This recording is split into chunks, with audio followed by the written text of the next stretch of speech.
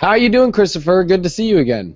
Yeah, it's great seeing you, David. It's been a very bizarre week, I think, for a lot of people. That passage of the moon the last couple of days through Scorpio seems to have brought some unexpected drama to the surface for a lot of people. Has that been your experience, where you're seeing people kind of getting a little worked up and overexcited about things that really weren't that relevant? Yeah, people are really into whatever it is they're doing, whether it's a Yeah. phone call or ordering or driving or, that's that Leo Scorpio. It's heavy energy, it's intense, it's fixed energy. And when you add, intense water on intense fire, whoo. Well, and one of the things, since I'm doing quite a bit of driving now because I'm living in Chicago, but all of my activities and my home life is still back up in Wisconsin, so I'm back and forth quite a bit. And I noticed that when the moon is going through Scorpio, you get a lot of that kind of, oh, a hidden agenda kind of energy going on.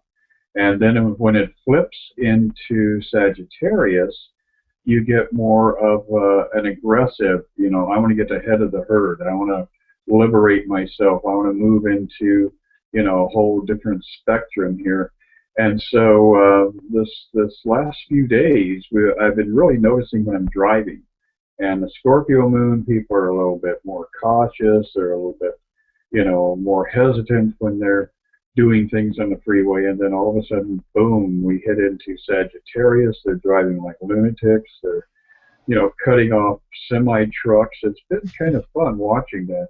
And of course, as of Friday, we'll see the moon finish up in Sag, and then it'll be moving into Capricorn for the weekend. Yeah, I think it's really a big change of energy. That's Scorpio into Sag is very different, and I think for a lot of us, we came off of this really powerful grand trine and fire, and Mercury and Uranus, this like lighting up, this Christmas tree energy of like out of the gloomy kind of murky, deep Saturn Scorpio moon conjunction we had early in the week. So we come into Friday very ready to go, exciting life. The sun and moon are trining here on Friday, and it's like, here we go into the weekend. This can be one of those weekends where you just want to go and have fun and have the best time ever. But it's so interesting because the moon is going to pass over Pluto this weekend, and so I think we have a lot of intensity, and this is also going to be the moon tapping into this huge T-square. Plus, don't forget, Venus comes into Libra Friday, so we have got 5 planets. And all of this, actually, wait, 1, 2, 3, 4. You have 5 planets in cardinal energy now, and they're all going to hit each other. Yes.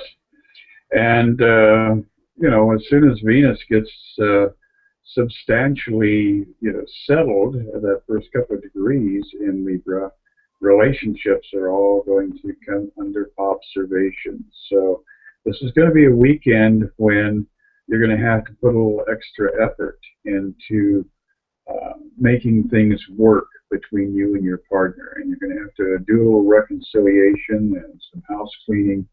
And then I think as we start moving toward the full moon next week, we're going to be seeing a lot of people, going back and reminiscing about what the weekend held for them, what it meant for them, and where their relationships are headed. So by the time the moon goes full on Tuesday, we may see, again, that energy of people either moving on or really getting heavily into a more serious commitment. Yeah, relationships are where this is all funneling us into now. I believe because we're all kind of coming out of that deepness we've gone through for most of the summer, and we're ready to go out there in the world and start to manifest this life and be more happy and get in more into our truth. But I feel Venus is coming into the scene to get rid of the people in our lives that are not working for us anymore and get the right people now who are going to help manifest more of this life that we want, share more of the activities that we want to be sharing with, our happiness. And it is this weekend that is a taste of what's to come here in the next couple weeks, as we do have Jupiter this week, which really starts to intensely square Uranus, and we have Venus, which is going to start, well, making a cardinal cross, and that's what this week is the buildup of. And So it's interesting. Friday, it's like woohoo, and then Saturday into Sunday, it's like, okay, what's this? It's like, what's this energy here? And it's a very big roller coaster. This Leo we've been through, this Leo time. The energy is just up, down, and whenever Venus moves signs, things really change. I think we're really gonna want to start, chilling out more, but chilling out like the crazy aspects of our life, and bringing more harmony, bringing more balance. And I think a lot of this is going to have to deal with finding the right connections. It absolutely is, because when Venus moves into Libra, it really is all about relationships. And whether it's intimate relationships, interaction within families, any kind of relationship that you have, you're probably going to want to do a little refining, a little fine-tuning, and give it more substance, or else dump it and move on. But yeah, we do have some really edgy energy over the weekend with, that Jupiter square Uranus, Pluto square Uranus, and then Jupiter opposing Pluto. So, there's a definite potential here for a spark that could ignite some very significant events as far as what we're watching in world politics right now. So that's going to be, I think, the big news through the weekend and into the first part of next week. By the time the full moon arrives, we'll have a clearer vision as to, where things are headed for this next cycle, because the moon is the 28-day denominator. And so with this full moon, that's the crescendo, that's everything coming up to the surface, and then it starts to move down. It waxes full and then wanes to the new moon. So Tuesday, Wednesday, Thursday really is a period when we're going to see a lot of people's agendas being revealed. It's a great way to put it. Things are happening. This is now, we all kind of wanted it. Let's be real. It felt very sluggish, and then the universe brings it hard. And I think this is going to be big changes into people's lives. We do have Jupiter at the center of this. Jupiter is at a very exalted, very powerful place in Cancer, and it's got the North Node trining over it. So this is huge new. I think when you bring out, what you just said as far as like seeing people's alignments in their life now be like, put stories. This is stories being created now. New stories. The old ones are over.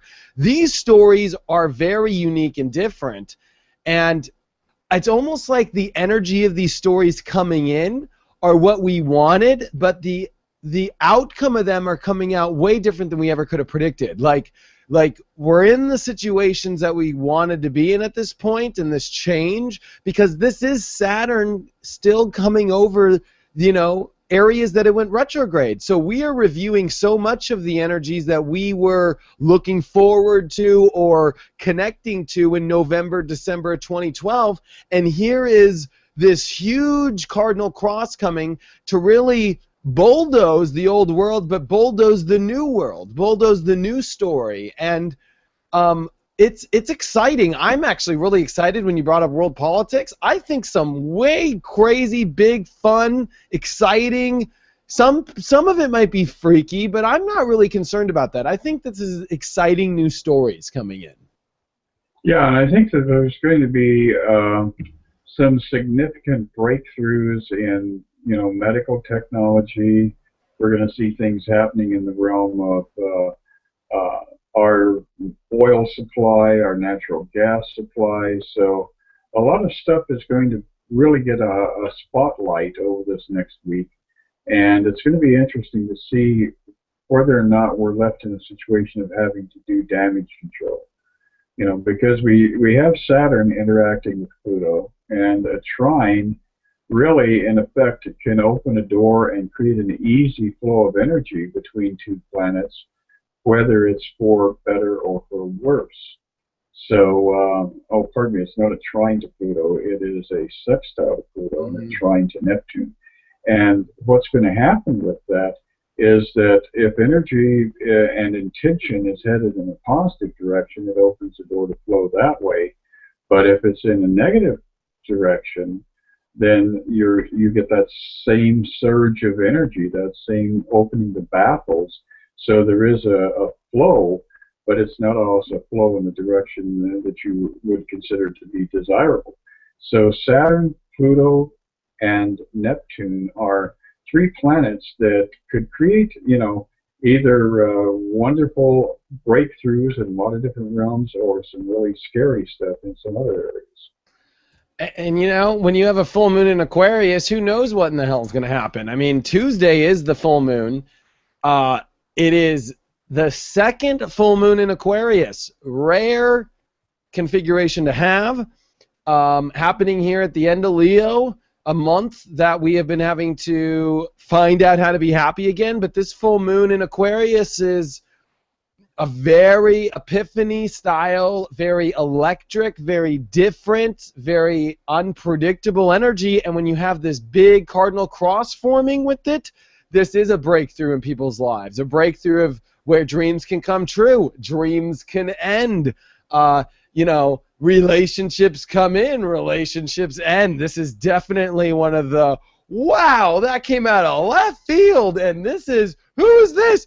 It's like people could be like living in one apartment with one person and living in another apartment with another person after this like buildup happens in the next 2 weeks here. And I think it's this trigger point of the fixed energy of Leo and Aquarius that are peaking. And plus, don't forget, the Sun and Mercury are pretty close now. Mercury's almost caught back up to the Sun. So this is coming into more epiphanies as well, or more understandings of what our world is about here.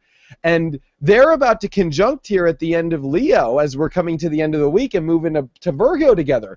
So this is a week of us really getting things, really having weird things come up, exciting things, the struggle to get to the new excitement things, but it's the breaking away of the old to get to the new, and it's new relationships. It's old relationships ending. It's wild excitement that can really brew to stimulate the heart. And I think this weekend can feel like, wow, I was waiting for this stuff to happen. I need this stuff to happen in my life, even though, it's going to be still having this weird energy purge the old energy, but it is bringing more of the unique story that a lot of us were looking for in different ways than we could have ever fathomed. Exactly. And this is going to feel much more Aquarian, this particular full moon.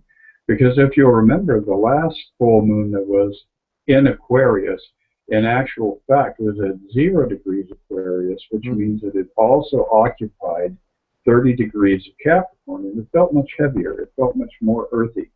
But this one, we're getting, pushed back a little bit. We're, at 27.5 degrees in that range of Aquarius. Yes. So you're going to be getting that full Aquarian surge. And Aquarius is very, counterculture. It likes to move in its own direction. It is very social, but it also is demanding social change and social awareness. So this will be a full moon that definitely is more airy, whereas the last full moon in Aquarius really had more of that Capricorn edge to it, that Capricorn kind of, you need to wash your hands because you've been playing in the dirt all week. And so much with that Aquarian full moon is like, I think this gives us a little bit more courage in our life because Mars in Cancer is a wimp, but it's the best alignment for your actions to store up the right energy. That's what's so beautiful about Mars in Cancer is, don't always because it's not the leader on the battlefield, don't forget that Mars does well in Cancer because we have been storing up these feelings and we're ready to charge. We have our emotions in check. We have our protective energy ready to go. That's what's the best part of Mars in Cancer is we store the right amount of energy, especially emotionally, to go. And now with this Aquarian full moon brewing up, which by the way is going to be in a weird angle over to Mars, then you're going to have Venus connecting to Neptune in a weird angle. So there's this really, and it's almost yachty energy in a way, but it's not. And this is getting the build up to what I think we're all ready to drop the hammer, especially as this is the last week here pretty much of Mars in Cancer, and Mars is getting ready to go into Leo. I guarantee you the story in your life is changing right now. I guarantee you the things are starting to be added. I guarantee you this is you're ready to pump, you know, the gas and not the brake. Exactly. And then as the week advances, we're going to see, Mercury is continuing to speed up in pursuit of the sun. And then by the end of the week, by Friday a week from now, we're going to be watching the sun say goodbye to Leo and move into good old nitpicking Virgo. So get ready to reorganize everything in your life, because when the sun takes that first step into Virgo, we all feel this intense need to clean out our closets, to take the books off the shelf and dust them and put them back. It's going to be ushering in a period of organization, trying to get all our ducks in a row. So there will be a big shift and almost a letdown, because we're going to have the sun moving into Virgo. We're going to have the moon in Pisces, and then starting to move out of Pisces into Aries. So the end of the week is going to be almost like somebody hitting the brakes for you. You're not ready to slow down yet, but this invisible foot hits the brake pedal and says, "Okay, time to slow down." Earth energy. And the positive is it's to make all these things reality. One thing is reality has to catch up at this point, because I think this is a week of so much rapid energy happening and change and new relationships and new situations and new people and new stories, that then I love a good sun in Virgo, because it materializes things. This is going to materialize our heart. This is going to bring reality to the situation. And it is the sun, though. Good thing Neptune is in Pisces. Let's all thank the heavens for this, because this is, as we're coming into next week and as we're starting to build up, the sun is going to oppose Neptune. And I think that it can't forget about imagination. It can't forget about this spiritual energy, about this flow, about this connection to our higher self. And I think it's beautiful that we're going to lead into the end of this week with a lot of momentum. And yes, it does materialize. But remember that there is some magic happening. Magic. And that's what Virgo and Pisces represent, is the magic of reality and behind the curtain. And this is the universe going, let me get behind the curtain, but also let me start to arrange things in your life for you.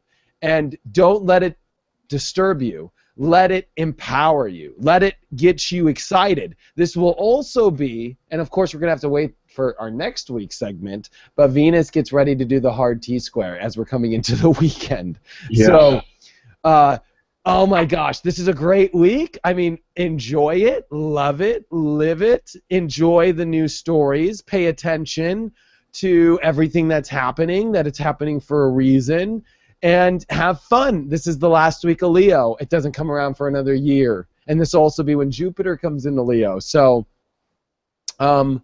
which is going to be extreme happiness, that it's almost like we are anchoring in our truth now in order for us over the next year of the heart that we know we are going for to blow up next year in great ways. So, absolutely, yeah. Yeah, whenever we have Leo time, it's also a time of everything ripening. And in my area here, I'm seeing everybody's garden has, big juicy tomatoes and cucumbers and squash and everything else. And then Virgo time is the harvest. So you have that wonderful, rich texture of fire, and then, you bring it down to earth, and you're ready to put the tomatoes in the jar and put the, the corn in the pot and boil it. So good times on the horizon. We're starting off the week with kind of an interesting energy. We've got the Four of Swords here. And to me, this is suggesting that Friday, Saturday, and Sunday really is a time for reflection.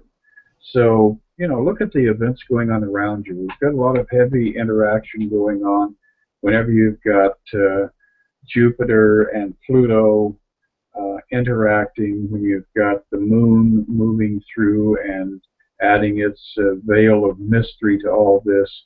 It could be extremely insightful and a good period, or it could be chaos, the tower.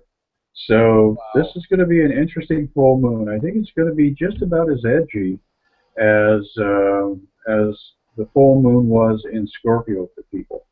So it depends on where you go, what you're doing, if you're mindful, and if you're ready to make changes.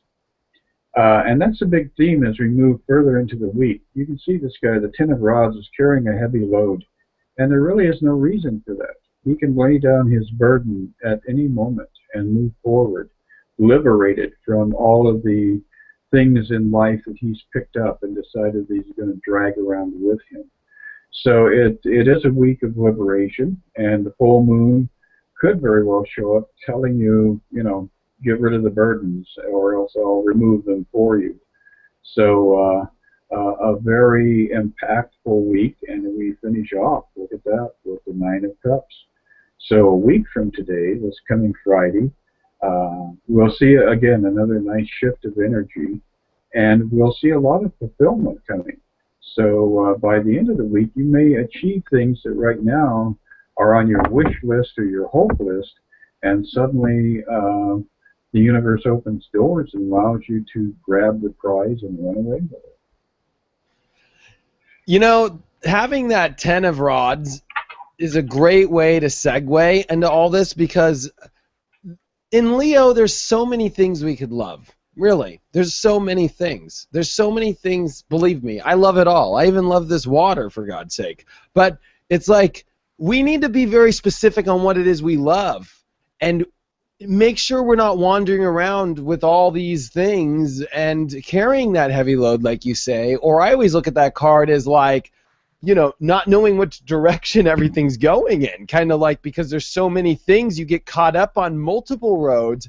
And I think that the Virgo energy that comes in is going to force you to focus on a specific road. The reason we had Venus and Virgo here for the last month is to be practical. You have everything that you need around you, and utilize that. Don't forget about that. Venus and Virgo taught a very powerful lesson. You can manifest whatever you want. Be practical. Take a water bottle and take, a fork and make something out of it. You've got everything you need. And be real about it. And I think it's important for you as you take this full moon energy that it's going to be powerful. I mean, you pulled the Tower card, Chris. We have never pulled the Tower card in our 6 months of doing this. That's right. It's very unusual that comes up. And it's not a scary card or a threatening card. What I see that as is, the full moon in Aquarius is going to be sextile Uranus in Aries, and that's very Uranian. It's like, okay, you've got a big wall, there's this blockage. How do we get rid of it? Dynamite works. So the Tower is taking the dynamite and, blowing the obstructions in your life out of your path. And that can be scary and it can be tumultuous, but nonetheless, when you come out on the other side, you feel liberation and you experience freedom.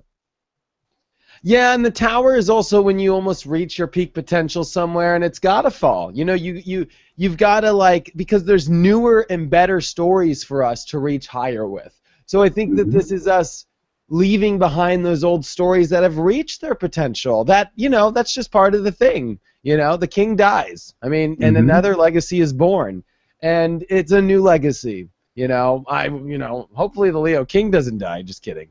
But, it's like, we're at this place of, wow, this is all fallen, but there's a reason, because there is a new beginning here now that is so electric, so powerful.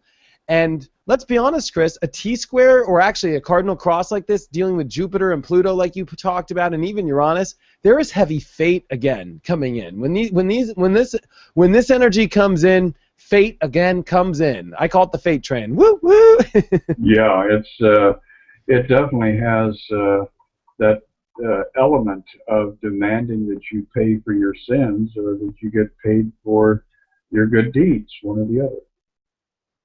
That's a good way to put it, yeah. And especially that Venus is in Libra, I think fated relationships for those single people out there. Woo woo. I don't think it's going to be, as easy as you think. I think it'll still be a little complicated, but I think it'll be exciting. One thing about squares and a cardinal cross is it is happening. You're definitely not eating bonbons, watching movies. There is things happening. You've got to get out. You've got to shake. You got to make a change. You got to move. You got to make things happen. And with Leo and Aquarius too, this is dealing with very personal, fixed energy, things that you don't want to let go of. And that could make this hard. This Tower card can make it so hard for you because a Leo moon or Leo sun and a Aquarius moon, it's hard to let go of what it is that you're connected to. But you have to see that the things that you're letting go are to get to what you truly connect with. And that's what Saturn and Scorpio is trying to do anyways, you know? Exactly. Yeah, that is kind of the that final blow to your attachment is when you mingle in the Scorpio energy, and it's like, okay, this is dead, and you just need to put it in the ground. It's a lot like a dead horse, you know? Like, do not put it to bed, you know? Find a nice grave site for it and put a beautiful flower and go get a baby horse. Like, come on. Like, go raise a new horse. Go ride a new one, you know, and move on. This is a week of moving on, but it's not like we're moving on into nothing. We're definitely moving on into something. Oh, yeah. Yeah, immense potential as we turn that corner past the full moon and then the advance of the sun into Virgo. Yeah, and I can't wait to come back with you, Chris, because not only do we have the sun in Virgo, but then that T-square gets real strong with Jupiter, and we get to see the Cardinal cross. I mean, so this is, and then if you actually follow, it just keeps going. It just, the astrology just keeps getting more intense, and then we have the North Node and Saturn, which are conjuncting now, and that is very intense energy. This is serious times. This is very building time. So I think it's even funnier you pulled the Tower card too, because I always look at the Tower card as Saturn in a way, but it's like, but Pluto, Saturn-Pluto energy. This Saturn-Pluto energy is that Tower energy, and I feel like the North Node is highlighting this Tower energy in all of our lives. I think that this is like building the best life we can, but we got to break apart such an old tower, an old system, an old life. And this week really will test you if you can let it go or not. All right. And that's the whole thing. It's up to you. It is up to you. Some people are going to be cutting their long hair that they've been growing for 3 years.